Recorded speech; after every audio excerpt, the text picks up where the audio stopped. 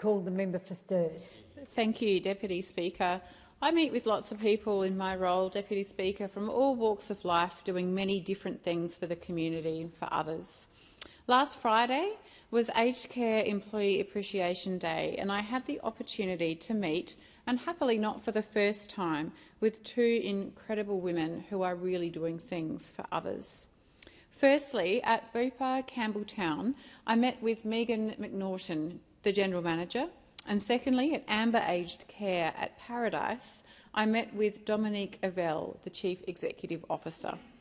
Aided by fantastic cupcakes, slices and other sweet and savoury treats, both women were celebrating the contribution that their colleagues made.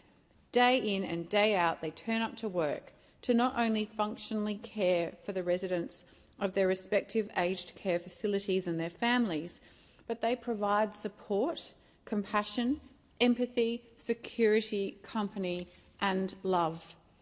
Now, strikingly, at both facilities that I visited, the aged care employees I met were almost exclusively made up of migrants, mainly women, but a good, strong cohort of migrant men as well. Megan and Dominique don't realise how amazing they are, that they always have a smile on their faces, the way that they connect with their teams, how they empower their teams and how they treat their team members with dignity and as partners in the never-ending journey to provide love and care to the residents. I saw this firsthand. Not only do Megan and Dominique respect and care for their team members respect and care for them. The teams at Amber Aged Care and Bupa at Campbelltown are two of the most tight-knit and caring teams I've had the privilege to meet. Deputy Speaker, aged care work is hard. Firstly, it's physically demanding. Lifting and transferring patients, assisting with daily activities, including intimate personal care tasks, being on your feet all shift and operating medical equipment is hard work.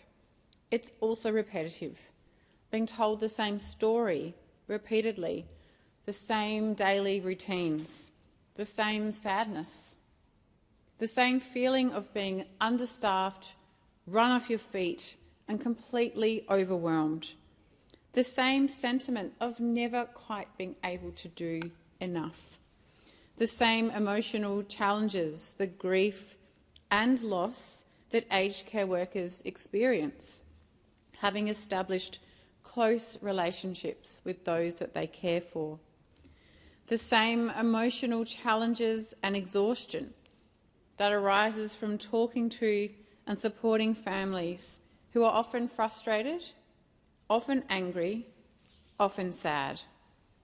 The challenge that comes with watching the physical and emotional suffering of families and residents with chronic illness, with dementia, or who are in the final stages of life. Those same feelings of sadness and helplessness. Aged care work is hard.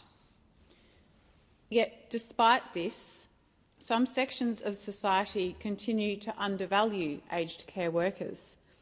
They are dismissed as being part of the care economy, which in turn is dismissed as something unproductive, something worth less than a contribution from, say, a lawyer, a business owner or an investment banker, because it doesn't produce a monetary return.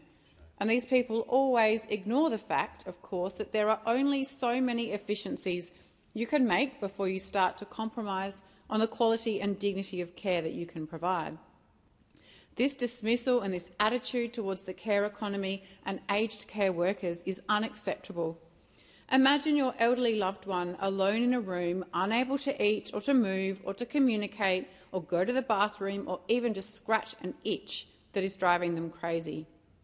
Then, in contrast, imagine your elderly loved one not alone in a room but sitting with the support of their aged care worker, helping to hand feed them, gently stretch their limbs, hold their hand, cover them with a blanket, talk to them and give them a hug.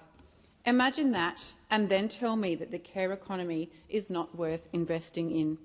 So if the care economy has exploded, it has done so in parallel with this government's appreciation of those who work tirelessly within it in service of others.